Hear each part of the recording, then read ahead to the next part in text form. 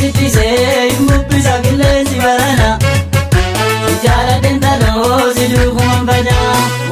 Sitise bajjii lafa gamaa sitise bileensi jaaladhe sitise sanyii nama jabaa sitise kalee manaa bahee sitise alam bulaa miti sitise sidee boodeen taloo sitise sibeeleen taloo sitise yoomarra fee bulee sitise mubbisa qilleensi barana jaaladhen taloo siduu kuman bada.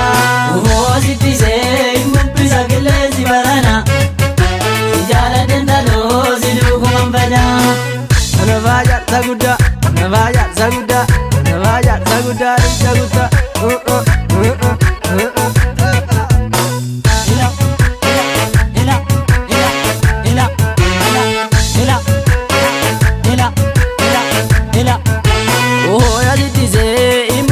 Qilleensi barana jaaladhen taloo siduu kuman bada.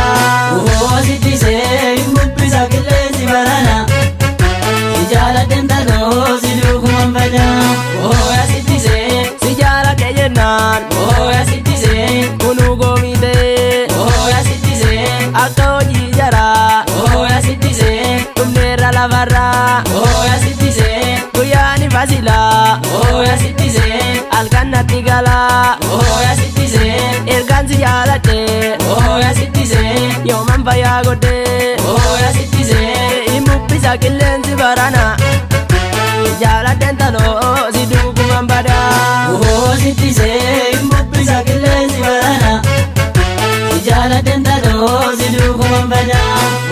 Sitise osoon si eeggadu sitise abdiin kutannee sitise arrin natti namme sitise dulloome si jalaa sitise warri tufaamuna sitise gantuu fannisanii sitise wal jaalachuun dhugaa sitise wal jibbuutu fafaa sitise mubbisa qilleensi barana jaaladhen taloo siduu kuman bada.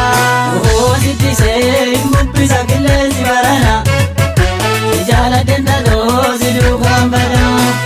Nafaa jaarsa guddaa nafaa jaarsa guddaa nafaa jaarsa guddaa dhiicha guddaa.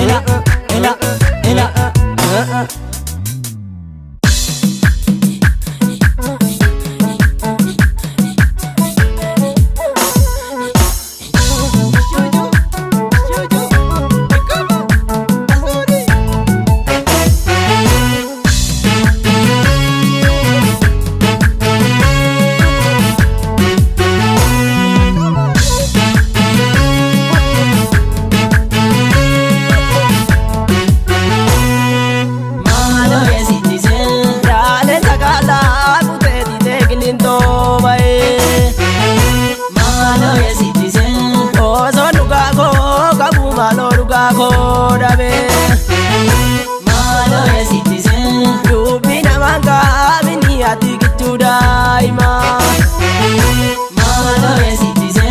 addaan baasuuf jedhu jira cimaa taatanii eeboo jibbuun qaabanii gaafa lolaa gaalanii dhukkubni kootuu sumaan irratti illee beekanii sirraani karaa noraa. Jayo warri keessan nama lola sirraani karaa nora. Jayo warri keessan nama lola.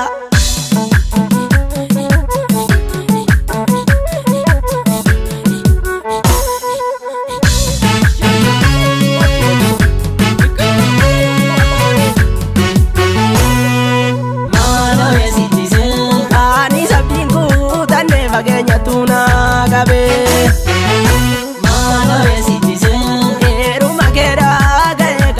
Venga gabe Malo citizen lagni mogeri kichado lolo le jakinu Malo citizen wali tilende binu bayu magena dai sumana ziko bakka gabasi sumana ziko bakka gabasi